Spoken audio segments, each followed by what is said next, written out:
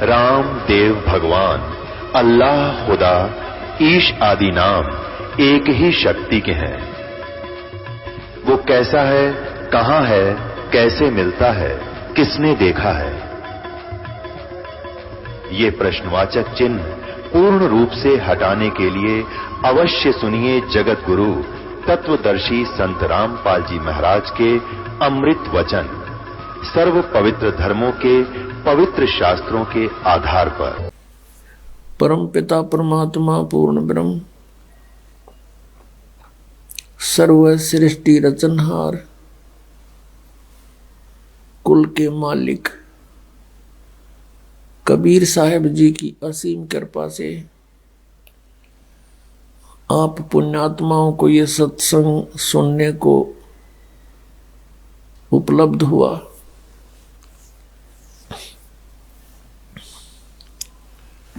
मानुष जन्म दुर्लभ है, ये मिले न बारंबार। तरवर से पत्ता टूट गिरे भाई, फिर नहीं लगता डार। परमात्मा ने हमें आके ज्ञान कराया है कि आप जी कोई मनुष्य शरीर मेरी कृपा से प्राप्त है, अन्यथा ये काल आपको मनुष्य जन्म नहीं देता। सृष्टि रचना के अंदर आप जी सुनते हो कि परमात्मा ने कहा था, इस काल भगवान को जब इसने प्रकृति को माया के साथ दुर्व्यवहार करना चाहा था और उसने इसके पेट में शरण ली थी, परमात्मा ने आके निकाला था। तब इसको एक परमात्मा ने श्राप दे दिया था, या ये समझो कि उस पवित्र लोक में जो कोई गलती ऐसी करता है उसको ये सजा मिलती है कि तू 1,00,000 मानव शरीरधारी प्राणी नित्य आहार करया करेगा और 1,25,00,000 उत्पत्ति करेगा, तेरा नाम काल होगा।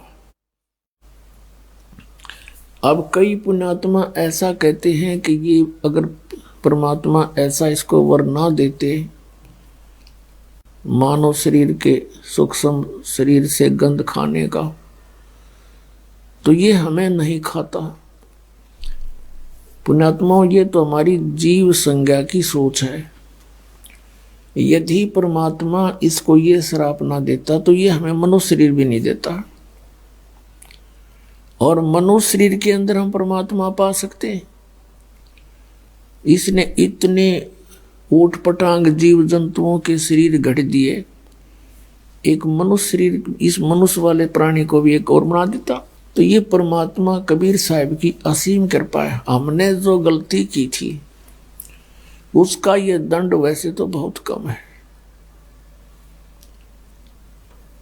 लेकिन फिर भी दयालु है परमात्मा। उन्होंने ये ऑप्शन रख दिया कि मनुष्य शरीर इनको मिलेगा तब मैं इनके पास जाऊंगा, और ये कर्म अनुसार अपना सब कुछ यहाँ का विधान बना दिया। जैसा कर्म करेगा वैसा फल मिलेगा। तो ये यहाँ के प्रभु जितने हैं, श्री ब्रह्मा जी, विष्णु जी, शिव जी, दुर्गा, ब्रह्म और जितने भी यहाँ के जो अन्य देव हैं, ये केवल प्राणी को उसका किया हुआ जैसा कर्म है वैसा ही दे सकते हैं। यदि पाप कर्म है तो पाप भी भोगने पड़ेंगे, यदि पुण्य है तो पुण्य भी प्राप्त होंगे। फिर वो परमात्मा यहां आएगा, अपना यथार्थ विधान आपको बताएगा कि इन पापों का नाश भी हो सकता है, और वो अभी तक मंत्र किसी के पास नहीं था।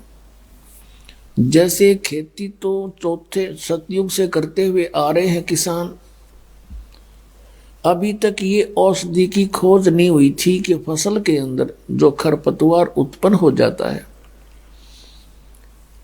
उसको ऐसी कोई औषधि नहीं थी जो उसको समाप्त कर दे और फसल सुरक्षित रह जा। अब उसकी खोज होगी। फसल में कितना ही खरपतवार हो, एक ऐसी मेडिसिन खोज कर दी है वैज्ञानिकों ने कि सिंचाई करते समय जल के अंदर उसको डाल दिया जाता है, वो सभी फसल के अंदर से पानी वाटर के साथ चली जाती है और गेहूं का कोई फसल को हानि नहीं करती, खरपतवार का नाश कर देती है, जिससे वो फसल अच्छी तरह फल फूल जाती है। इसी प्रकार परमात्मा का ये सत्य नाम जो है, सच्चा नाम 2 अक्षर का, और तीसरा सार नाम, वो तो कहना ही क्या है। ये वो औषधि है जो हमारे पापों का नाश कर देती है, पुण्य सुरक्षित रह जाती है। जब ही सतनाम हृदय धरो भयो पाप को नाश, और जैसे चिंगारी अग्नि की भाई पड़े पुराने घास। परमात्मा ने बताया कि आपके सभी पाप ऐसे नाश हो जाएंगे जिस प्रकार ढेर सारे सूखा घास पड़ा हो, चाहे हजारों क्विंटल पड़ा हो, उसमें एक माचिस की सीख जला कर लगा दे, सभी जलकर सवा हो जाते हैं। और चलती है तेज हवा आंधी, उस राख को भी कहीं की कहीं पटक देती है, तो फील्ड क्लियर हो गया। इसी प्रकार परमात्मा कहते हैं, जैसे सूरज के आगे बदरा, ऐसे कर्म छयारे, और प्रेम की पवन करे चित मंजन, फिर झलके तेज नयारे। जैसे सूर्य के सामने बादल आ जाते हैं, सूर्य उगा हुआ होते हुए भी हमें दिखाई नहीं देता।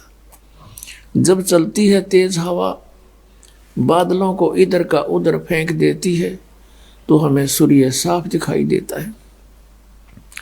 इसी प्रकार अभी तक जिन्होंने परमात्मा को देखा नहीं, जाना नहीं, उन्होंने परमात्मा के विषय में अटकलबाजियां की कि वो प्रकाश ही प्रकाश है, वहां कुछ है नहीं। तो यहां परमात्मा कहते उनके सामने बादल छाए थे पाप कर्मों के।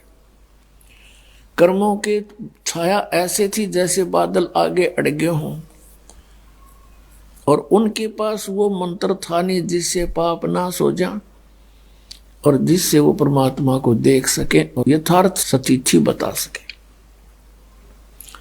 जिन महापुरुषों को परमात्मा आए, स्वयं आकर के मिले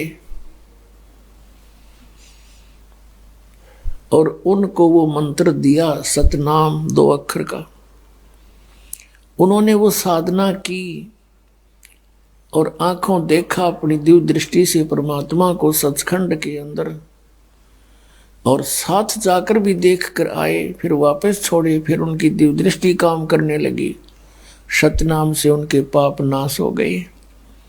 तो यहां बैठे भी वो सब चित्रण बताया करते थे परमात्मा का, और जिनको भगवान मिले नहीं उन्होंने परमात्मा को निराकार बताया है। अब ये समागम जो चल रहा है पुण्यात्माओं, ये बहुत ही महत्वपूर्ण दिन है हमारे लिए, पूरे मानव समाज के लिए, सभी प्राणियों के लिए। फाल्गुन महीने की द्वादशी, यानी फाल्गुन सुदी द्वादशी, चांदनी द्वादश, और सन 1727 और संवत 1784 को दिन के 10 बजे परमात्मा जिंदा महात्मा रूप बना के अपने सतलोक से, उस धूलोक से चलकर आया। गांव छुडानी के जंगल में, जहां पर आदरणीय गरीबदास साहिब जी गौवे चरा रहे थे, 10 वर्ष के बालक थे। उनके साथ में गांव के और भी बड़ी उम्र के ग्वाले भी थे। 150-200 गौवे वो रखा करते थे। बहुत बड़ा क्षेत्र था, बहुत ज्यादा जमीन थी गरीबदास जी के, लगभग 1400 एकड़ जमीन थी। उसमें बिजाई बहुत कम होती थी, वर्षा ही एक खेती का साधन था, या कोई रहट कुएं वगैरह होते थे, नहरें नहीं थी, जिस कारण से अधिकतर चरागा और पशुधन ही पाला करते थे। परमात्मा वहां आए और गरीबदास साहिब जी तथा अन्य भक्त, अन्य वो पाली वहां पर एक जांडी के पेड़ के नीचे रोटी खावे थे, भोजन खा रही थी। परमात्मा जिंदा महात्मा के रूप में वहां प्रकट हुआ और थोड़ी सी दूर से आते हुए नजर आए। कबलाना गांव से छुडानी गांव का रास्ता उसी जांडी के पेड़ के साथ से गुजरता था। तो उन्होंने सोचा, पाड़ियों ने, कि ये कोई रास्ता चलता फकीर आ गया है। उनसे कहा, महाराज भोजन पाओ। परमेश्वर ने कहा, भोजन मैं पाके आया हूं भाई अपने गांव तक। पालियों ने पूछा, कौन सा गांव आपका? कि मेरा गांव सतलोक है। कितनी दूर है बाबा जी यहाँ से? परमात्मा ने कहा, 16 शंख कोस की दूरी पर। बात उनके समझ में आई नहीं। फिर उन्होंने कहा, महाराज हम अतिथि को ऐसे नहीं जाने देते, हमारा अनादर होता है, हमें पाप लगेगा। आप तो महात्मा भी हैं, कुछ ना कुछ आहार तो करना ही पड़ेगा, खाओगे नहीं तो दूध तो पीना ही पड़ेगा। अभी गऊओं का दूध निकाल देते हैं। कुछ ऐसी भली गाय होती थी, उनका किसी टाइम दूध निकाल ले। परमेश्वर ने कहा, भी मैं कुंवारी गाय का दूध पीता हूं, पिला दो। तो वो पाली कहने लगे, बाबा जी तेरी नीयत ठीक को नहीं, मजाक करते हो आप भी हमारा कोई स्वीकार करना नहीं चाहते हमारी भेंट। तब गरीबदास जी खड़े हुए और कहा, महाराज जी देखो कुंवारी ये बच्चिया है, इसके बच्चा नहीं हुआ है, दूध कहाँ से देगी? परमात्मा ने कहा, तुम्हारे पास कोई ऐसा पात्र हो 5-4 किलो का, वो ला। तो वहाँ एक लस्सी ले जा करते, छोटा मटका था मिट्टी का, वो खाना खुना खा के उन्हें मांझ धोकर दर रखा था। कहा, महाराज जी ये रहा। परमात्मा ने कहा, इसके नीचे रखो, थनों के सतन के नीचे। गरीबदास 10 वर्ष के बालक लेकर बैठ गए और कहा, देखो जी दूध कैसे आवेगा? परमात्मा ने कमर पर थपकी मारी उस गऊ के और कहा, बेटा ऐसे आएगा। उसी समय लंबे लंबे सतन हो गए और दूध का पात्र भर दिया, धार चल पड़ी। तो आधा परमात्मा ने पिया। शेष उन पालियों से कहा, ले भाई तुम भी पी लो, ग्वालो, ये अमृत है, ये सचखंड सतलोक से आया है। वो पाली तो कहने लगे, हम नहीं पियो, पाप का दूध है, कुंवारी गाय का है, जंतर मंत्र से किया है, और तेरा पता ना तू किस जाति का है। गरीबदास जी कहने लगे, लो महाराज मुझे दे दो। आधा शेष उन्होंने पी लिया। फिर परमात्मा ने उनको अपने ज्ञान से परिचित कराया। गरीबदास जी की प्रबल इच्छा हुई उस सतलोक को देखने के लिए, जहाँ जाने के बाद जीव कभी मृत्यु नहीं होती, वहाँ वृद्धावस्था नहीं होती, सदा युवा शरीर रहता है। वहाँ कोई कम नहीं, कोई दुख नहीं, सदा बाहर वृक्ष है, दूधों की नदियां बहती हैं, अमृत फल हैं वहाँ के। बच्चे को बहुत लगन होती है। परमात्मा उसकी आत्मा को लेकर, गरीबदास जी की आत्मा को, कबीर साहब सचखंड गए और वहां अपनी सारी स्थिति से परिचित कराया। उधर से बच्चे को मृत जान करके कुछ देर के बाद देखा पालियों ने कि ये तो बोल नहीं रहा, हिला डुला कर देख मृत पाया। गांव में भागे आए, गांव के लोग वहां गए, फिर आसपास के रिश्तेदार इकट्ठे किए। शाम तक तो देर तक हो गई थी, शाम के 7-8 बज गए थे। चिता पर रखकर सहा उसको अंतिम संस्कार करने की तैयारी कर दी थी। इस दौरान 8-10 घंटे परमात्मा के साथ रही प्यारी आत्मा। ऊपर के सब लोगों को देखा, भगवान कैसा है, कौन है। श्री ब्रह्मा विष्णु महेश जी की स्थिति देखी, काल को देखा, उस नरक को देखा और सतलोक को देखा। फिर वापस आए। परमात्मा ने आत्मा को तुरंत भेज दिया कि कहीं शरीर का नाश ना कर दे, करने की तैयारी ही थी। चिता के ऊपर ही आत्मा सचेत हो गई, शरीर में कंपन हुई। गरीबदास जी जिंदा होकर उठ गए। उठ करके परमात्मा की ये अमर वाणी बोलने लगे। एक बार गरीबदास साहिब जी से कहा कि भगवान, जैसे ये एक फाग का दिन, होली का दिन आता है, तो अन्य व्यक्ति कहते हैं कि आओ जी होली खेलते हैं। तो गरीबदास जी कहने लगे, भाई अब इस होली में हमारा दिल नहीं लगा है, हम तो राम नाम की होली खेला करते हैं, इस होली को अब हमारी रुचि नहीं रही। जैसे नानक साहिब जी से कहा था, क्योंकि आदरणीय नानक साहिब जी को भी परमात्मा बेई नदी पर मिले थे एक जिंदा महात्मा के रूप में, और वहां से उनको अंतर्ध्यान किया था और 3 दिन तक नानक साहिब जी को बेई नदी में डूबा मान लिया था। और फिर उनको भी इस लोक की सतिथि से और सतलोक की महिमा से और सतपुरुष की महिमा से परिचित करा के, अपने आप से परिचित करा के उनको फिर वापस भेज दिया था। तो फिर उनको भी ये लोक ऊट पटांग सा नजर आने लगा। तो नानक साहिब जी भी मायूस रहते थे। जैसे आप पढ़ते हो कि उनकी पहली उदासी माने बिल्कुल संसार से विमुख हो गए, नौकरी त्याग दी। लेकिन आदेश परमात्मा का था कि बच्चा तुम यहां प्रचार करो, मेरा गुणगान करो।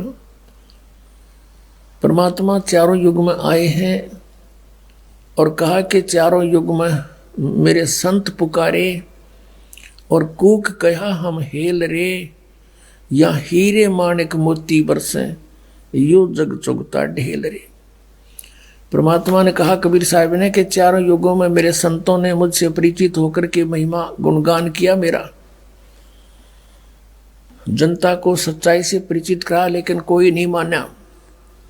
हीरे माणिक मोती बरसे ये जग चुगता ढेल रे।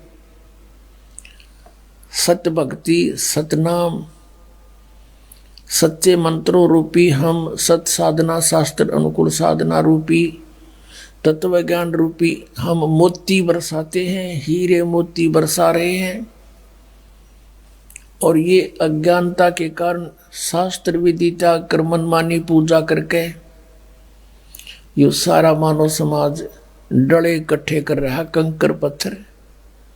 गीता जी अध्याय नंबर 16 के श्लोक नंबर 23 में कहा कि शास्त्र विधि को त्याग कर जो मनमाना आचरण करते हैं उनको न तो सुख होता है, न कोई सिद्धि प्राप्त होती है, और न ही उनकी गति होती है, यूजलेस। 24वें श्लोक में कहा कि इससे तेरे लिए अर्जुन कर्तव्य और अकर्तव्य की व्यवस्था में कौन सी साधना करनी चाहिए, कौन सी त्याग देनी चाहिए, इसका निर्णय सदग्रंथ ही करेंगे। उसके अतिरिक्त किसी की लोक वेद की आड़ मत लेना, किसी की लोक वेद पर आश्रित ना होकर के अपना जीवन व्यर्थ ना करना। तो नानक साहिब जी मायूस रहते थे। भक्त पूछने लगे कि महाराज आप कभी सुखी नजर नहीं आते। तब नानक साहब ने कहा कि भाई ना जाने काल की कर डारे, किस विध ढल जा पासावे, और जिनाते सरते मौत खुड़क दी उनानो केड़ा हासावे। इस गंदे लोक में क्या की खुशी मनावे। पुण्यात्माओं, हम बहुत सी घटनाओं को देखते हैं पर हम अनदेखा कर देते हैं क्योंकि हमें इसके विकल्प का पता नहीं। जैसे एक दिन वैसे तो बहुत सी घटनाएं घटती हैं। किसी का विवाह था और समाचार पत्र में दिखा रखा था। पहले दिन तो सारा परिवार नाच रहा, कूद रहा, डीजे बजावे, छोरे का ब्याह है। अगले दिन बारात जा रही थी। दूल्हे वाली कार एक ट्रक से टकराएगी और उसमें वो दूल्हा भी मर गया, 4-5 और उसी घर के सदस्य और बटे हुए बहनों के वह भी मर गए। अगले दिन वो हाहाकार मच रही थी, टक्कर मार मार रो रहे थे, चूड़ियां फोड़ रही थी, बाल पाड़ रहे थे। तो यहाँ किस चीज की खुशी बना रही हो? बोला जीव आंख नहीं खुलती इसकी। तो यहाँ संतों ने कहा, नानक साहब जी कहते ना जाने काल की कर डारे, किस विध डल जा पास आवे, और जिना ते सरते मौत खुड़क दी उन्होंने केड़ा हास आवे। तब नानक साहब जी से पूछा कि हे महात्मा जी, क्या आप कभी प्रसन्न नहीं होते?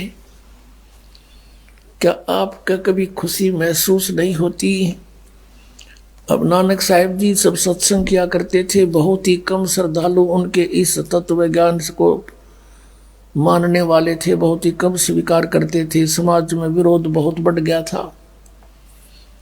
तो तब कहा करते, साध मिले साढ़े शादी होंदी और विछड़ जा दिलगिरी वे, अख दे नानक सुनो जहाना मुश्किल हाल फकीरी वे। नु कहा करते श्री नानक देव जी कि जब मेरे ये साध भक्त सत्संग श्रवण करने के लिए एज इट इज आ जाते हैं, मुझे बड़ी खुशी होती है। उस दिन हमारा शादी होती है, और जब ये यहाँ से जाते हैं सत्संग सुनकर, तब मुझे दिलगिरी हो जाती है, मेरी मायूसी छा जाती है, बढ़ जाती है चिंता। किस बात की? कि ये बच्चे मुश्किल से सेट किए हैं भगवान के मार्ग पर, और बाकी अन्य जितने भी संत पंथ ये सभी काल के मार्ग को दृढ़ा रहे हैं।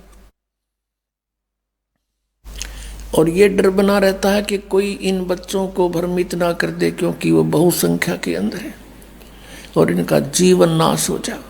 और जब ये ज्यों के त्यों वापस आ जाते हैं, इनमें कोई हानि नहीं दिखती। ये मेरी एक खेती है, परमात्मा ने मेरी ड्यूटी लाई है, उसके ज्ञान को दृढ़ करूं। तो कहते हैं ये ज्यों के त्यों आ जाते हैं, तो मेरी खुशी का कोई ठिकाना नहीं होता।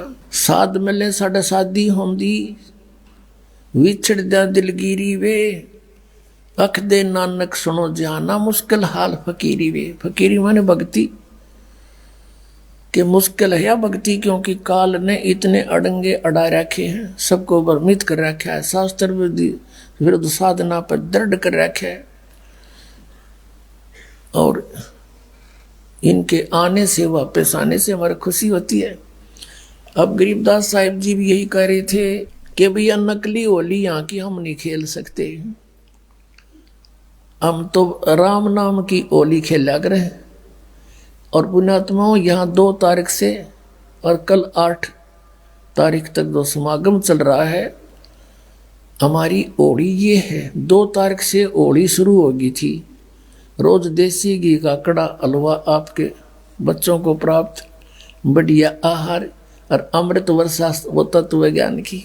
ये है राम नाम की होली। आत्मा भीगेगी राम के रंग में।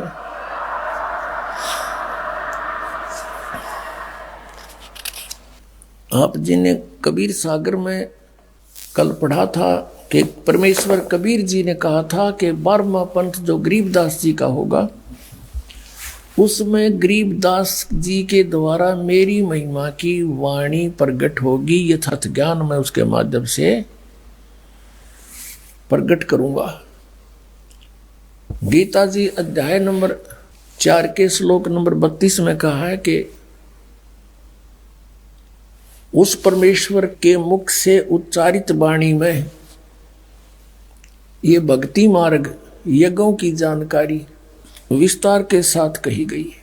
वो ज्ञान है और वो परमात्मा ने खुद अपने मुख कमल से बोला है। वो सच्चिदानंद घन ब्रह्म की वाणी है, वो तत्व ज्ञान है। 4 अध्याय के 34वें श्लोक में गीता जी में कहा कि उस ज्ञान को तू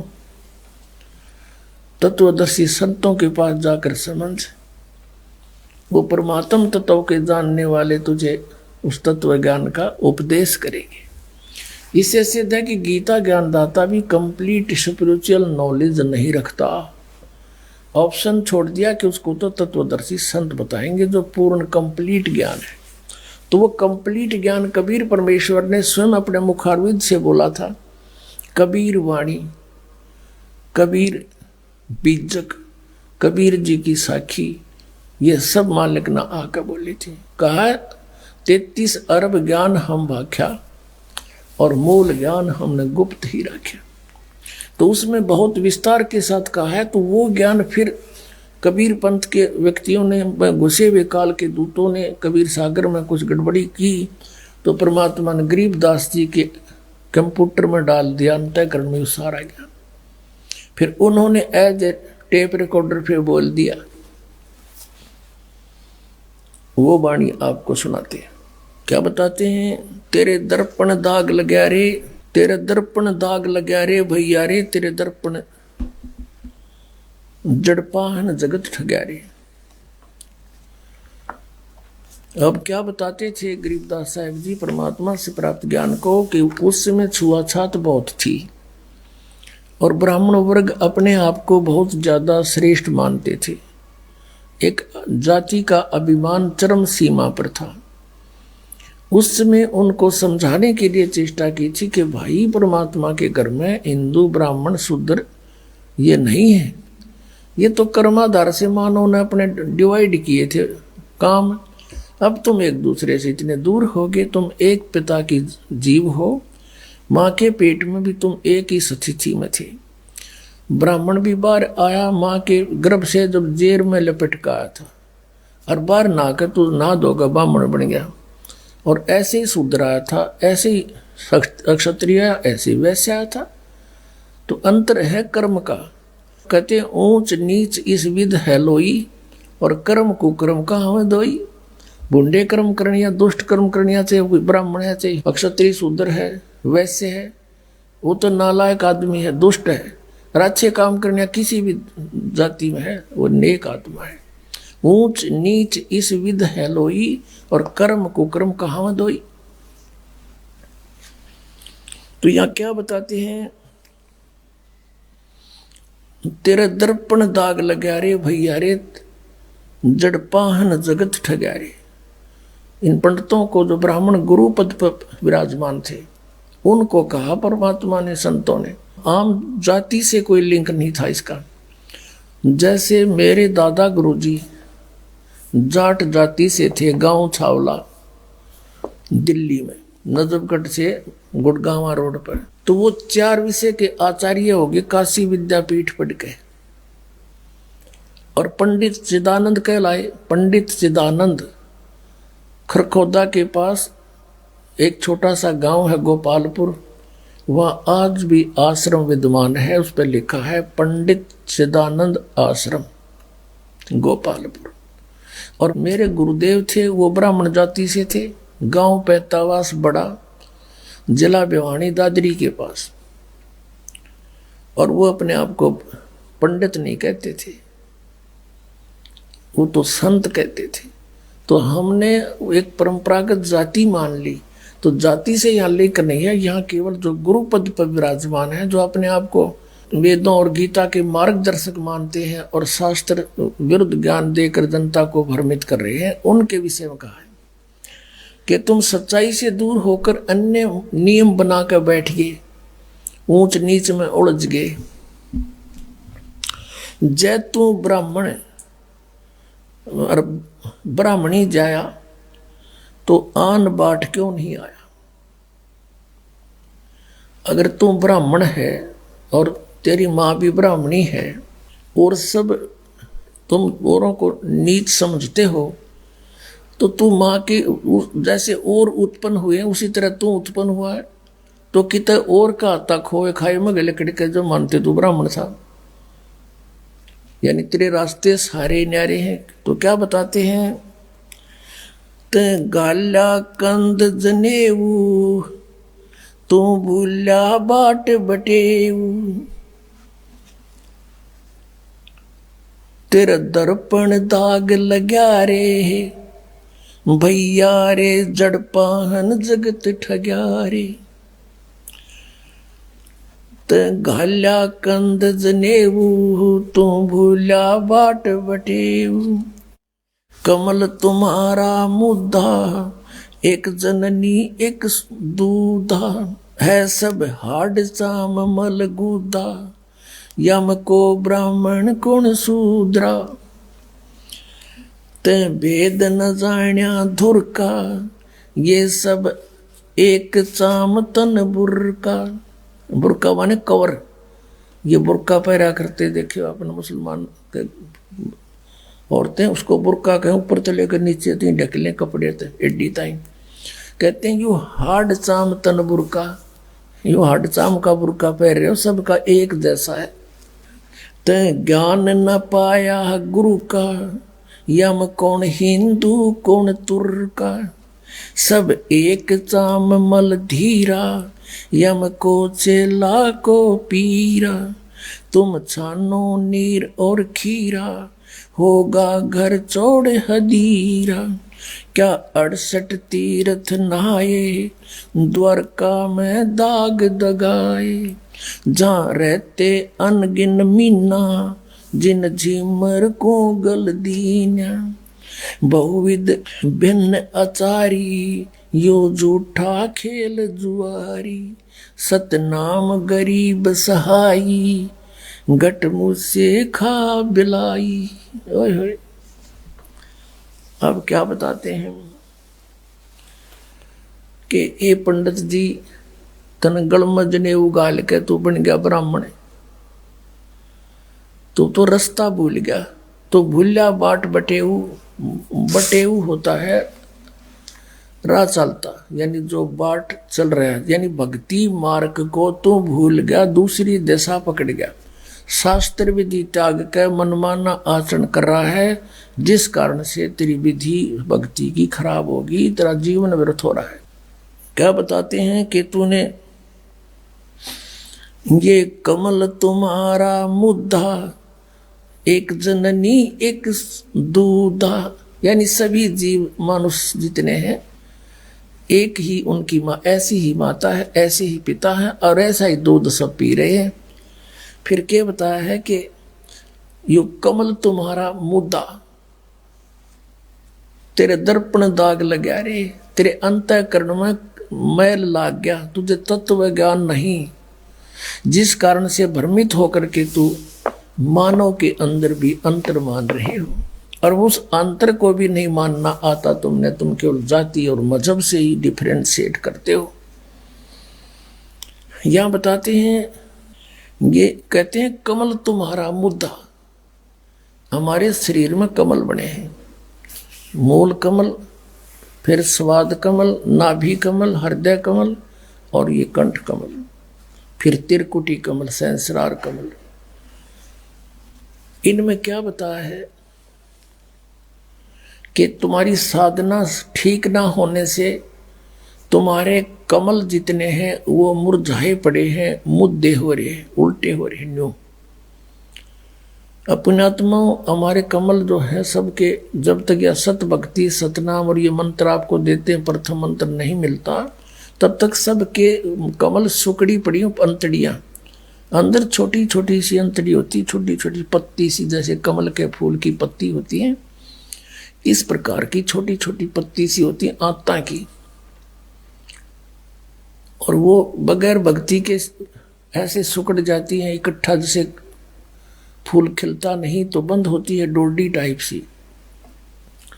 और जब ये सत भक्ति स्टार्ट होती है, प्रथम मंत्र आपको देते हैं, तो आपके कमलों में जैसे हवा भरा कर ब्लेडर में न्यो हवा भरती चली जाती है, और फिर वो धीरे धीरे धीरे धीरे ऐसे करके ऐसे खिल जाते हैं। परमात्मा कहते तुमने देखा कि तुम्हारे कमल तो मुद्दे पड़े हैं, क्योंकि भक्ति ठीक है नहीं, तुम ये राग द्वेष इकट्ठे करोगे और तुम्हारे अंदर भरा के हैं, मुसलमान का हम बड़े, हिंदू का हम स्वच्छ। परमात्मा कहते हैं जीव हमारी जाति है, मानव धर्म हमारा, हिंदू मुस्लिम सिख ईसाई कोई धर्म नहीं है न्यारा। तो क्या बताते हैं कि कमल तुम्हारा मुद्दा, इसलिए तुम सच्चाई को पकड़ नहीं पाते। परमात्मा ने मुसलमानों को भी समझाया है, कबीर साहिब जी ने क्या कहा कि वही मोहम्मद, वही महादेव, और वही आदम, वही ब्रह्मा, दास गरीब दूसरा कौन है, देख अपने घर में। हजरत मोहम्मद जो है भगवान शंकर के लोक से आया हुआ एक पुण्यात्मा प्राणी था। स्वर्ग के उनका गण था, वहां से उसकी जब समय समाप्त हो जाता पूंजी पुनों का, फिर उसको एक मनुष्य जन्म पृथ्वी पर मिलता है।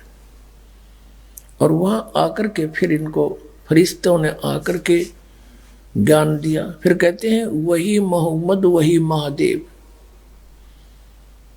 और वही आदम वही ब्रह्मा। और आदम जी जो आए थे वो ब्रह्मा के लोक से आए हुए पुण्य प्राणी थे। कहते तुम अगर देखना चाहो तो अपने कमल खोलो, उनमें देखो, फिर पता लग जा, थारा झंझटा मिट जा। ये आदम जो है वही ब्रह्मा के लोक से आया हुआ था और यहाँ अपनी कमाई जो इसने की वह बर्बाद करी और फिर पितर लोक में पहुंच गया, वहां विराजमान है। तो क्या बताते हैं, तै भेद न जाण्या धुर का, सब एक चाम तन बुर का। तन दुर का ज्ञान नहीं, पूर्ण ज्ञान नहीं है। ये सब का एक जैसा शरीर, एक बुरका है, ऊपर तो कवर सा कपड़े का कपड़ा डाल रखा है तुम्हारे ऊपर, चोला। तै ज्ञान न पाया गुरु का, इसमें कौन हिंदू को तुर का। कबीर साहब कहते हैं गुरु बिन काहुन पाया ज्ञाना, जो थो था बुस छड़े मूड किसाना। गुरु बिन वेद पढ़े जो प्राणी, समझे न सार रहे अज्ञानी। तो यहाँ गरीबदास जी कह रहे हैं ते ज्ञान न पाया गुरु का, तेने गुरु नहीं मिला तुमने। यम कौन हिंदू कौन तुर्क का, इनमें कौन हिंदू कौन तुर्क है। एक परमात्मा के बच्चे सारे तुम यार एक दूसरे ने लाठी ठाए खड़े हैं। परमात्मा कहते हैं कोई कहे मारा राम बड़ा है, कोई कहे मारा राम बड़ा है, कोई कहे खुदाई रे, कोई कहे ईसा मसीह बड़ा है। ये बाटा रहे लगाई रे, कोई कहे हमारा राम बड़ा है। बिना ज्ञान के बाटे बैठे हैं और परमात्मा ते एक कहे हो, बड़ा न छोटा, वही है जो कुछ है। सतपुरुष पूर्ण ब्रह्म कबीर साहिब। तुम छानो नीर और खीरा, होगा घर चौड़ हदीरा। क्या 68 तीर्थ नहाए, द्वारका में दाग तगाए। जहाँ रहते अनगिन मीना, जिन झिमर को गल दीना। तुम कहते हो कि स्नान करने जाते हो, तीर्थों में जाते हो, द्वारका में, मथुरा में और जगह, गोमती गोदावरी, कहते उन तीर्थों में तुम नहाने जाते हो और वहां पर मछलियां रहती हैं और वो ना पार हुई उन तंजीमर पकड़ के ले जा काट दे उन्हें 2 मिनट में। बताओ, तुमसे पहले तो वो वही ना थी विद्वान, तुम्हारी पर भी लगने पहले भी वो जीव जंतु उसमें थे, वो तो आपसे पहले पार हो जाने चाहिए थे। तो यहां बताते हैं तुम छानो नीर और खीरा, होगा घर चौड़े हदीरा। तुम नीर खीर को यानी दूध पानी को छानो, तत्व ज्ञान को पहचानो, कौन सी भक्ति करनी है कौन सी नहीं करनी है, और फिर आगे कदम बढ़ाओ। अब ऐसे कोई इधर भाग रहा है, कोई इधर भाग रहा है।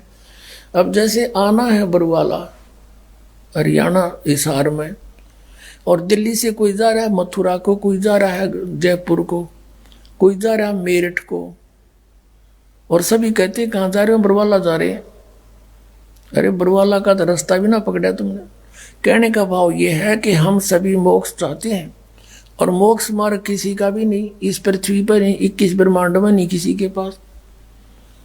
तो पुण्यात्मा ये बातें प्रथम बार कोई सुनता है तो ऐसा लगता है जैसे ये दास के बारे में कि बड़ा अभिमानी आदमी। तो अभिमानी नहीं, यो दास ज्ञानी हो गया और तत्व ज्ञान से परिचित हो गया, और जिस कारण से ढोल के डंके पर कहता कि इस पृथ्वी पर किसी के पास मोक्ष मार्ग नहीं। वो तो मेरे सामने आ जाओ और बात करो, चर्चा करो सामने।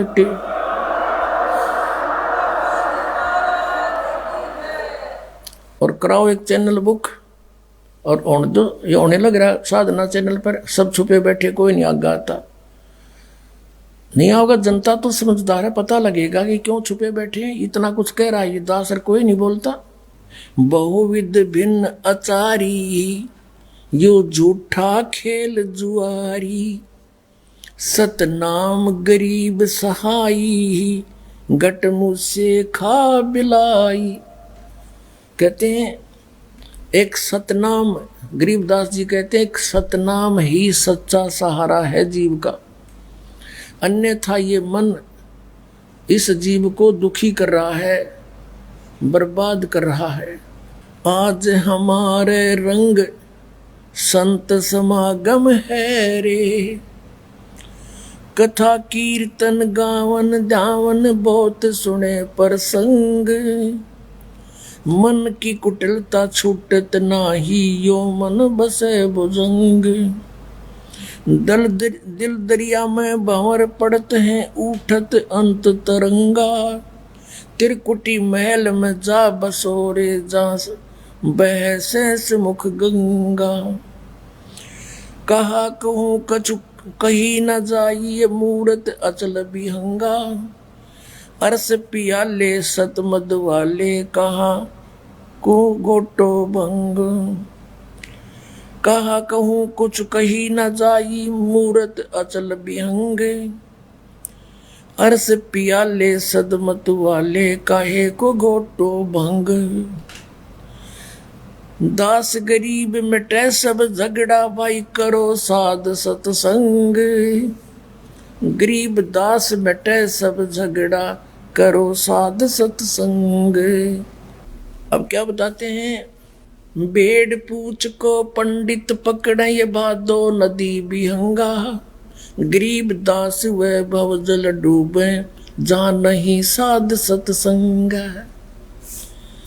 क्या बताते हैं कि कबीर साहब कहते हैं कि कबीर इस संसार को समझाऊं कै बार, ये पूछ पकड़ के भेड़ की और उतरा चाव पार। पुणात्माओं, जब आप इस तत्व ज्ञान से परिचित हो जाओगे, कलेजे में कारण पूरी चोट लगेगी आपके कि कहाँ छुपा था ये अमृत ज्ञान। हम परमात्मा ने लिखा अपनी वाणी में कि ये बुरा के स्थान पे रे ही खा रहे हैं। तत्व ज्ञान के अभाव से ये कोरी बकवास सुने, दो लोग वेद दंत कथा सुनाई जा रही है भोली आत्माओं को।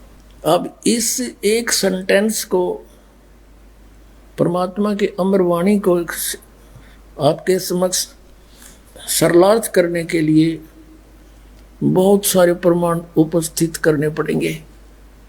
क्या बताया है कि कबीर इस संसार ने समझाऊं कै बार, ये पूछ पकड़ रे भेड़ की रुतरा चाव पारे। उसी वही वाणी जो की तू उनसे प्राप्त गरीबदास जी ने जो का तू उसी तरह भावार्थ कहा है कि भेड़ पूछ को पंडित पकड़े, ये भादो नदी बिहंगा, गरीबदास व भाव जल डूबे, जहाँ नहीं साध सत्संगा। भादुए के अंदर बहुत ज्यादा वर्षा हुआ करती है और इतनी वर्षा हो जाती है कि सभी छोटी नाली नदी बहुत भर के उमड़ के ओवरफ्लो हो के किनारों के ऊपर के भी बह के चलती है। परमात्मा कहते हैं ये संसार सागर, ये संसार से पार होना समझ लो भादुए की नदी है, और उससे पार होने के लिए किसी गुरु ने विधि बता रखी है कि भेड़ की पूंछ पकड़ ले या तुझे पार करेगी। क्वाइट इम्पॉसिबल, बिल्कुल असंभव, वो क्रियाएं आपको दे रखी है इन नकली गुरुओं ने। जैसे राधा स्वामी, धन धन सतगुरु, सच्चा सौदा, सरसा वाले, जय गुरुदेव वाले, ये सारे पांचों नाम काल के दें और बात करें सचखंड जान की। भेड़ की पूंछ पकड़ के और दरिया पार होना चाहते हैं, उसकी विधि है दरिया पार होने की। एक नौका हो, बढ़िया मल्ला हो, और फिर बहरों से बचाता हुआ परले किनारे जा छोड़े। वो तत्वदर्शी संत हो, सतनाम रूपी नौका हो, तो बहुजल से पार होने में कोई दिक्कत नहीं। और सच्चा गुरु साथ उसका मल्ला हो, खेवटिया हो। सूरत नृत से जीना, वो कैसे नजर आवे। पट्टन घाट परम पद पैड़ी उतरेंगे परवीना। पट्टन घाट परम पद पैड़ी उतरेंगे परवीना। शब्द मोहोदित गर्जत है रे दिल दरिया दुर्बीना। पाक मोहब्बत ला पुरुष से साफ करो तन सीना। कुंभ करे चक्राम रसायन उल्टी पवन चढ़ीना। अर्थ धर्म और काम मोक्ष हो कारज सकल सरीना। जन्म जौहरी के घर पाया परख लाल दुर्बीना। तीन लोक का राज दिया तो सुरपति कहा कमीना। गर्व गुमान दूर कर बोरे ये तो बात भली ना। आदीनी की राह पकड़ ले होए रहो सबसे हीना। बड़े बड़ों तो मूल गंवाया छोटे बड़े करीना। काम देनु काया के माही अमृत दू कर पीना। तन के जोगी और मन के भोगी इंद्री नहीं कसीना। सुरत नृत दरबार हंसनी मैलो नहीं दसीना। जय सिर जाय सिर नहीं दीजय यो पद अजर जरीना। सतगुर सार वस्तु बतलावे और पारस लो घसीना। दर्द बंद दरवेश समझे मूर्ख कहाँ कलीना। जिनको का दीदार जिनको तो दीदार कहाँ जो आत्म बिरह जरीना। रोम रोम द्वारा देही जैसे अंग पसीना। ऐसे रंकार रट बोरे ओ हम सुमरीना। मान सरोवर के जल रहावो ये छाड़ो मकर महीना। गरीब दास ब्रह्मा विष्णु खवासी करें गरीब दास के दीदा। अब कितना क्लियर कर दिया परमात्मा ने कि ये तो मंत्र सतनाम भाई।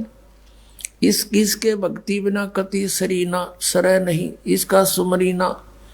और कहते हैं उस सतपुरुष के घर पर ये ब्रह्मा विष्णु करें चाकरी नौकर गरीबदास कह दी ना। हमने कह दी साची बात।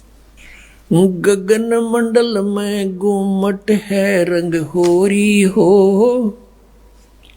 जहाँ श्वेत ध्वजा फर्राही राम रंग होरी हो। आदरणीय गरीबदास साहिब जी बताते हैं हम कौन सी होली खेलते हैं भाई। गगन मंडल में गुमट है रंग होरी हो। जहाँ श्वेत ध्वजा फर्रावे राम रंग होरी हो। सतलोक में अरसकुर पर श्वेत गुमट है जहाँ सतगुरु का डेरा। जैसे आपने ऋग्वेद मंडल नंबर 9 सूक्त 96 के मंत्र 18 में आपको दिखाया कि वो परमात्मा उस तीसरे मुक्ति धाम सतलोक में रहता है। और वहाँ एक बहुत सुंदर सफेद गुम्मट के अंदर गुम्बद उसमें रहता है बहुत बड़े गुम्बद में।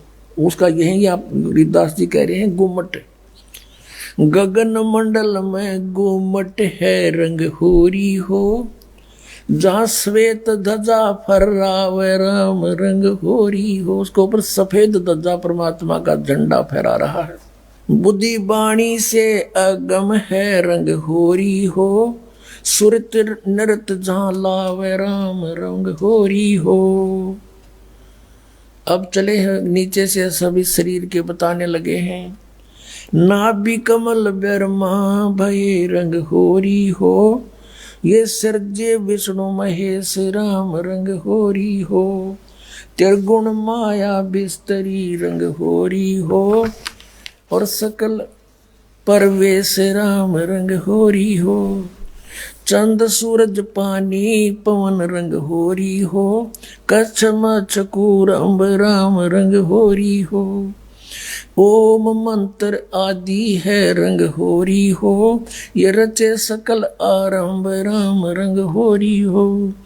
तीन गुणन पर तखत है रंग होरी हो, पांच तत्व पर काश राम रंग होरी हो। सुर नर मुनि जन देवता रंग होरी हो, सावतरी और गौरी राम रंग होरी हो। लक्ष्मी विष्णु के संग है रंग होरी हो, कमलापति में बवर राम रंग होरी हो। किन्नर भूत पिशाच है रंग होरी हो, दान्य अंत अपार राम रंग होरी हो। राक्षस का रासा कहूँ रंग होरी हो, रचे सकल परिवार राम रंग होरी हो। गण गंधर्व ज्ञानी गुणी रंग होरी हो, चतुर्मूढ़ अनंत राम रंग होरी हो। ओम नाद अगाध है रंग होरी हो, अजब नवेला कंत राम रंग होरी हो। लख 84 जाति है रंग होरी हो, ये 4 खानी के जीव राम रंग होरी हो। अंड्रज जेरज उद बुदा रंग होरी हो, श्वेत खान रचि पीवे राम रंग होरी हो। अब क्या बता रहे हैं गरीबदास साहिब जी कि ये सभी राम नाम की होरी यानी भगवान को पाने की ट्राई कर रहे हैं। सावित्री, ब्रह्मा, विष्णु, कृष्ण जी, शंकर भगवान और सभी देवता ये सभी मालिक को चाह रहे हैं, पर इनको रास्ता ठीक मिला नहीं।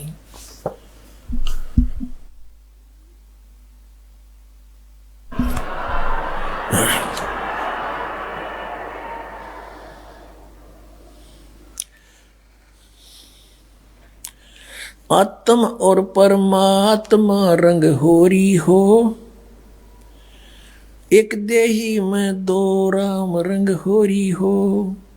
सतगुरु मेला करते है रंग होरी हो, चलो अगमपुर धाम राम रंग होरी हो।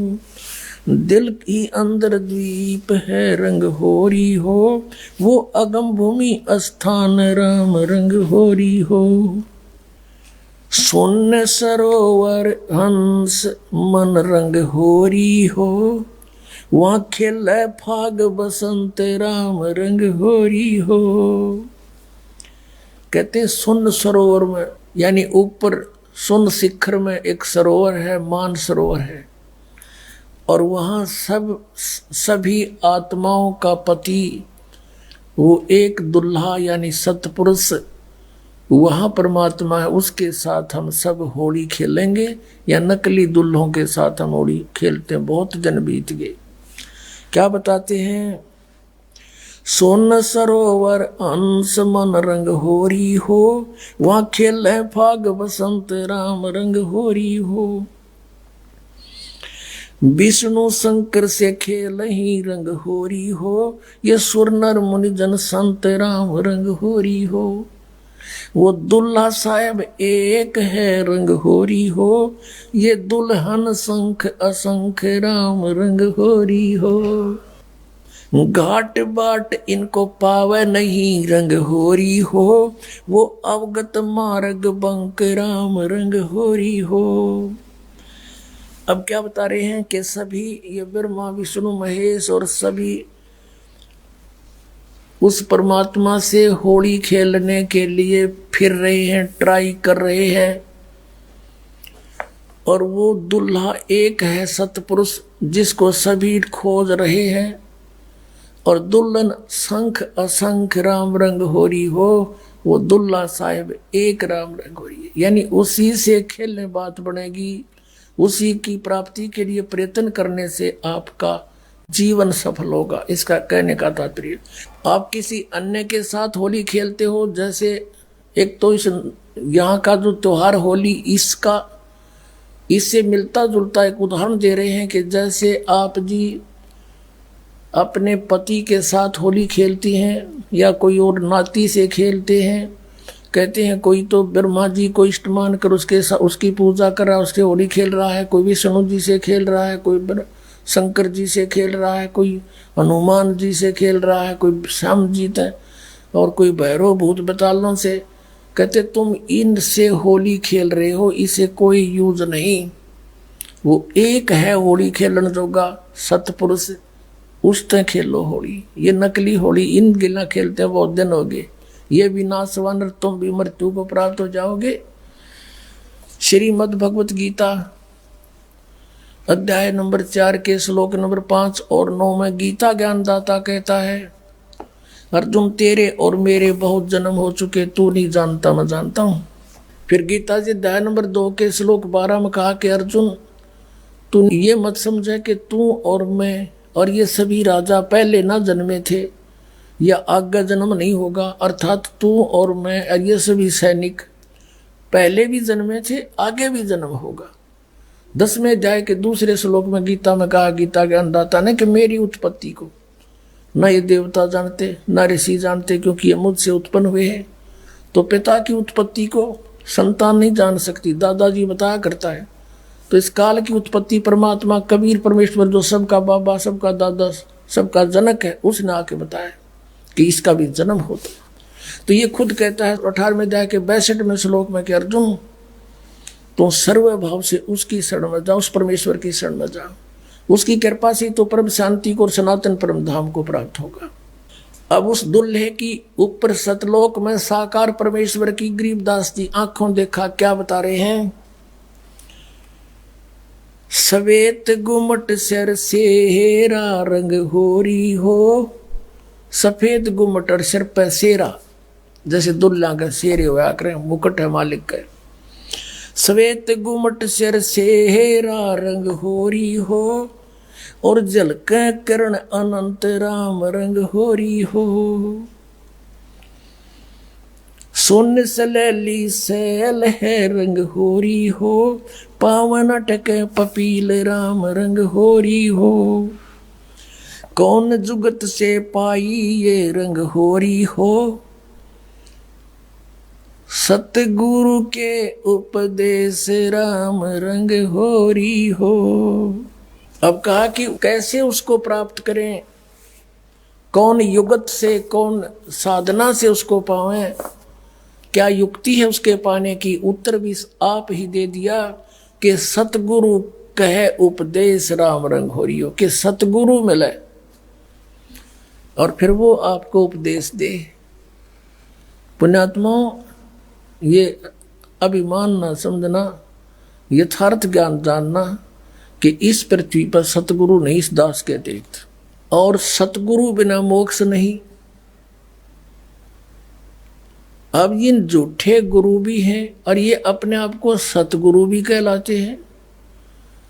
तो सतगुरु के कहने से, फीत लगाने से सतगुरु नहीं होते।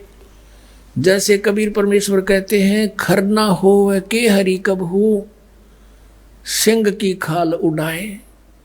यदि गधे ने शेर की खाल उड़ा दे, वो शेर नहीं बन सकता, शेर जैसा जरूर दिखाई देता है। एक कुम्हार शरारती सा था, उसने किता एक शेर मरा पा गया, उसकी खाल उतार ली, अपने गधे पर डाल दे और खेतों में छोड़ दे। खेतों में रखवाले रहते थे फसल के। वह चांदनी रात में उन्हें देखा कि भाई कौन आ गया, पहले से सोचा कोई पशु आ गया, चल लठ लेकर गए। इतनी दूर से देखा चांदनी में शेर है भाई, सारे ने डांक ठोक दी, भाग गए गाँव में। अब वो छक्के खा के खेती अपने सामने, वो सुबह सुबह वक्त से कुमार फिर आके ले जाए उसने। ऐसे कई दिन बीत गए, बहुत सा नुकसान भी हो गया। तो वो कहने लगे, अब गांव में चर्चा चली, आसपास के गांव में भी चर्चा गई कि भाई एक शेर आवे है, खेती घना नुकसान करे। और तो एक कुम्हार ने सुन ली, उसने सोचा भाई शेर खेती तो नहीं खा सकता, फसल तो खाता ही नहीं वो।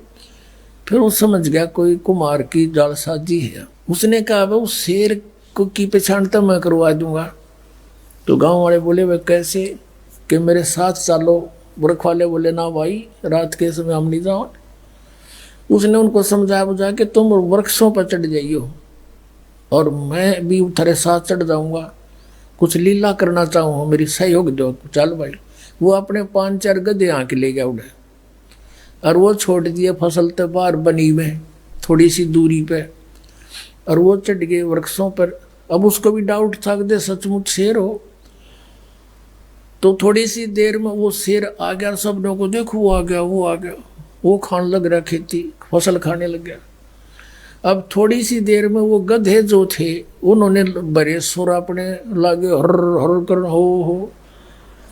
तो उधर से वो शेर का भी उठी कोकू कोकू की, वो भी ला गया वहां से होचू करता हो उड़े आ गया, और वह खाल खोल उतर गई पड़ गई कितना हो, उड़े भाईचारा में आगे खड़ा हो गया।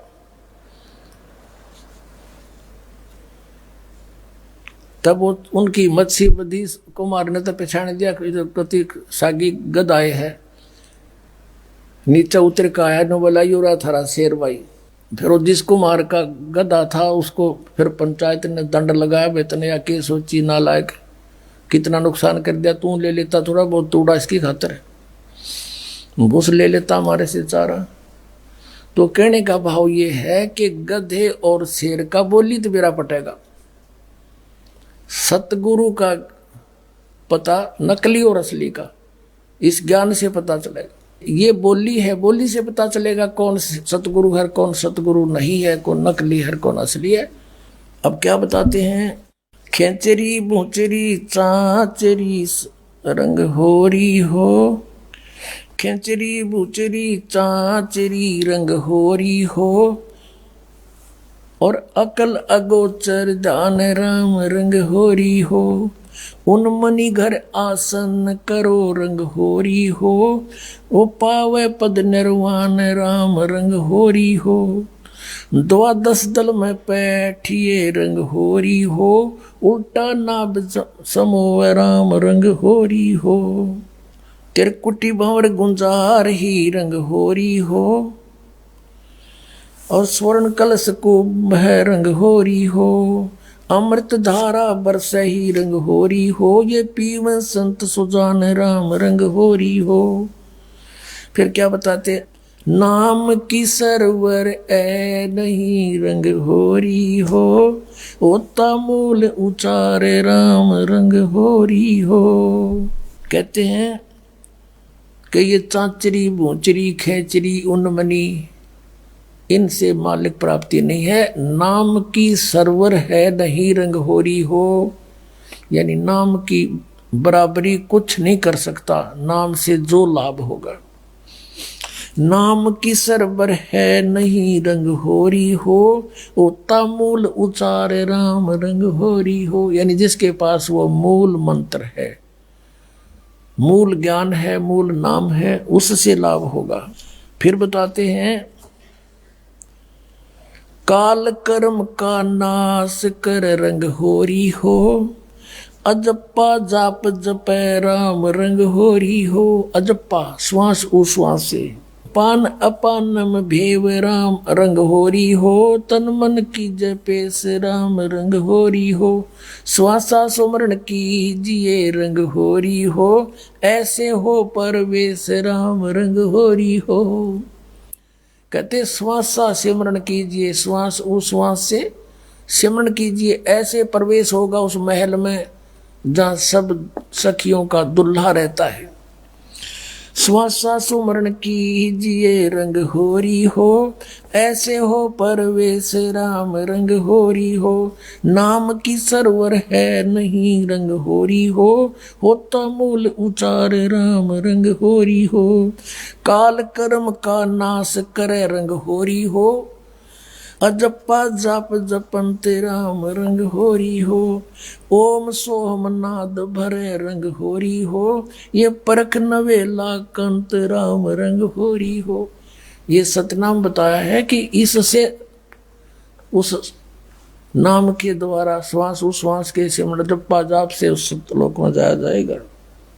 मन राजा खेलन चला रंग होरी हो, तिरबेणी के तीर राम रंग होरी हो, मन राजा खेलन चला रंग होरी हो, पर पटन की सैल राम रंग होरी हो, पावन टके पपील के रंग होरी हो, ये पंडित लादे बैल राम रंग होरी हो, जावा महल कबीर का रंग होरी हो, राई ना ठहराव राम रंग होरी हो।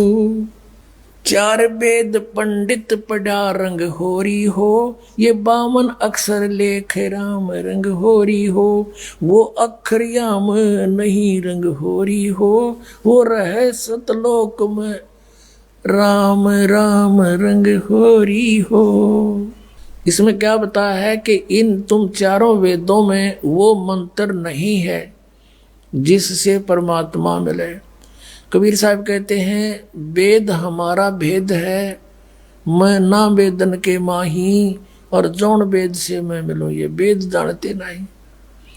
वो वेद कौन सा है? सूक्ष्म वेद, उसमें परमात्मा के पाने का विधान सतनाम लिखा है क्लियर। इन वेदों में वो सतनाम नहीं है। परमात्मा कहते हैं सोहम शब्द हम जग में लाए, और सार शब्द हमने फिर भी गुप्त छिपाए। कागज कलम कलेस है रंग होरी हो, वहाँ शाही का नहीं काम राम रंग होरी हो, तारंग मंत्र लीजिए रंग होरी हो। तारंग मंत्र पार करने वाला मंत्र ले ले, कौन सा? तारंग मंत्र लीजियो रंग होरी हो, यो सतनाम का नाद राम रंग होरी हो, वो सुकृत नाम उचार है रंग होरी हो, वो लीला अगम अगाध राम रंग होरी हो, सोहम ऊपर और है रंग होरी हो, सत सुकृत एक नाम राम रंग होरी हो। कहते हैं सोहम से ऊपर भी एक और नाम है जिससे मोक्ष होगा। ओम सोहम मध्य है रंग होरी हो, वो मूल मंत्र पावे राम रंग हरि हो। कहते इन मंत्रों से भी अलग वो एक और सार नाम है, मूल मंत्र है, वो नहीं मिलाते, ये भी यूजलेस है। ओम आनंदी लहर है रंग होरी हो, ये सोहम मुक्ता संद राम रंग होरी हो। अपनात्मा ये है सूक्ष्म वेद, जो इस चारों वेदों से भी जटिल ज्ञान है। हर सिंपल लैंग्वेज में ज्ञान का और लैंग्वेज का कोई मेल नहीं होता। वही ज्ञान किसी भी लैंग्वेज में हो, पर उस ज्ञान के का जानकार तत्वदर्शी संत हो, वो सब साफ कर देता है, समझ लेता है। यहाँ कहा है कि जो ओम मंत्र है, जैसे श्रीमद् भगवद गीता अध्याय नंबर 8 के श्लोक 13 में गीता ज्ञानदाता कहता है कि अर्जुन ओम इति एकाक्षरम ब्रह्म व्यवहारण मामन समन्वय पर्याति तजन देहम सयाति परमाम गतिम। मुझ ब्रह्म का केवल एक अक्षर ओम है, नथिंग एल्स। और जो इसका अंतिम सांस तक सिमरन करता हुआ शरीर छोड़कर जाता है तो परम गति को प्राप्त होता है। कौन सी परम गति? जो ओम से होने वाली परम गति है। ओम से कौन सी परम गति होगी? ब्रह्मलोक प्राप्ति होगा। ये ब्रह्म की का जाप है। और ब्रह्मलोक में गए हुए प्राणी भी पुनर्वर्ती में है, जन्म मृत्यु होता है, ये पूर्ण मोक्ष नहीं होता। फिर ये कहता है कि तू सर्वभाव से 18वें अध्याय के 62वें श्लोक में कि तू सर्वभाव से उस परमेश्वर की शरण में जा, उसकी कृपा से परम शांति को, सनातन परम धाम को प्राप्त होगा। अपने विषय में कहता अर्जुन तेरे और मेरे बहुत जन्म हो चुके, तू नहीं जानता मैं जानता हूँ। चौथे अध्याय के 5वें और 9वें श्लोक में, गीता जी अध्याय नंबर 2 के 12 में, गीता अध्याय नंबर 10 के 2 में। और फिर 15वें अध्याय के 1 से 4 का निष्कर्ष है कि उल्टे लटके हुए संसार रूपी वृक्ष है ये, इसके सभी विभाग जो बता देगा वो तत्वदर्शी संत है। उसके पश्चात परमेश्वर के उस परम पद की खोज करनी चाहिए, जहाँ जाने के बाद साधक फिर लौटकर कभी संसार में नहीं आते, उनका पूर्ण मोक्ष हो जाता है। फिर बताया है गीता जी अध्याय नंबर 17 के श्लोक नंबर 23 में उस परमेश्वर के पाने का, सच्चिदानंद घन ब्रह्म के पाने का मंत्र बताया है। ओम तत्सत इति निर्देश ब्रह्मण त्रिविध समर्थ। ब्रह्मण माने सच्चिदानंद घन ब्रह्म, सच्चिदानंद घन ब्रह्म यानी परम अक्षर ब्रह्म।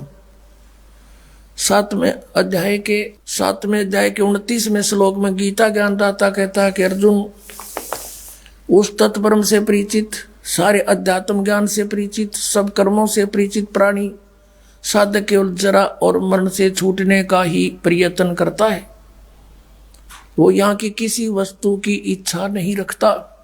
8वें अध्याय के प्रथम मंत्र में गीता ज्ञान दाता से अर्जुन ने प्रश्न किया, फिर किम तत्परम पुरुषोत्तम, कि हे कृष्ण वो कौन है फिर तत्परम, बता मेरे को। 8वें अध्याय के 3 श्लोक में गीता जी में कहा कि वो परम अक्षर ब्रह्म है।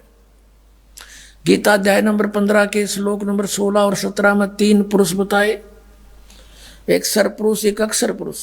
15वें अध्याय के 16वें श्लोक में 2 पुरुष, सरपुरुष अक्षर पुरुष, ये दोनों नाशवान, इनके अंतर्गत जितने प्राणी वो भी नाशवान। जीवात्मा किसी की नहीं मरती, ये अंडरस्टूड है। फिर 15वें अध्याय के 17वें श्लोक में स्पष्ट किया है कि उत्तम पुरुष है तू अन्य, और परमात्मा थी उदारते, ये लोग तेरे आविश से विवर्ती अवे ईश्वर है। वो परम अक्षर ब्रह्म है तीसरा, सरपुरुष अक्षर पुरुष तो 16वें श्लोक में, और उत्तम पुरुष इन 16वें श्लोक में वर्णित दोनों सरपुरुष और अक्षर पुरुष से कोई और है, वो परम अक्षर, वो उत्तम पुरुष वो है परम अक्षर, परम अक्षर ब्रह्म जो 8वें अध्याय के 3 श्लोक में जिसके विषय कहा, और वही परमात्मा कहलाता है। वही तीनों लोकों प्रवेश करके सबका धारण पोषण करता है, वो है अविनाशी परमात्मा परमेश्वर। तो गीता जी अध्याय नंबर 17 के श्लोक नंबर 23 में इन 3 पुरुषों का मंत्र न्यारा न्यारा बताया। अपनात्मा हमने जैसे जल पाना है, जल पाना है, हम पूजा जल की कर रहे हैं, वो कैसे मिले, कौन से औजार हैं जो जल प्राप्त हो। जमीन में जल है तो हैंडपंप लगाने का सारा जो इंस्ट्रूमेंट है वो सारे लाने पड़ेंगे, और फिर वो कोई पूजा नहीं कर रहे हमें, वो तो हम पूज्य वस्तु को पाने के लिए मेहनत कर रहे हैं, मजदूरी साधना कर रहे हैं। तो उस परम अक्षर ब्रह्म को यानी सच्चिदानंद घन ब्रह्म के पाने का ओम तत् सत यानी उस सतलोक में जाने का, उस परम पद में, परमेश्वर के उस परम पद में जाने का, जहां जाने के बाद फिर कभी लौटकर संसार में नहीं आते, वो ये साधन है, ये साधना है। ये ओम तत्सत कोई पूजा नहीं या मजदूरी है उस जल के पाने के लिए। ओम ब्रह्म का, सरपुरुष का, इस ओम नाम के जाप से 18वें अध्याय के 66वें श्लोक में ये ब्रह्म गीता ज्ञानदाता श्री कृष्ण में प्रवेश करके बोल रहा है। ये कहता कि सर्वधर्मान प्रीतजमाम एकम शरणम व्रज, मेरे सतर की जो पूजाएं हैं ब्रह्म सतर की, उनको मुझे छोड़ दे, और उस एकम माने उस सर्वशक्तिमान जिसका बराबर दूसरा नहीं है उसके पास जा, फिर मैं तुझे सब पापों को छोड़ दूंगा, मुक्त कर दूंगा, तू चिंता ना करे। अब हमने किसी का कर्जा ले रखा है, कर्जा उतरा नहीं तो उसने मजदूर बना लिए, और हमारा किसी अच्छे साहूकार से जो है ना मेल हो गया और उसने उसका कर्जा दे दिया, अगले भाई छोड़ इसको, मैं ले जाता हूँ, वहाँ मजदूरी करें, तेरे वहाँ बैठा दिया पंखे के तले नीचे कलम दिवा के, ले बेटा कराड़ा बढ़िया नौकरी दोगुना दूंगा तनख्वाह तुझे, तो वो आप पे छोड़ देगा, फिर मजदूरी नहीं कराएगा, उसका पैसा मिला।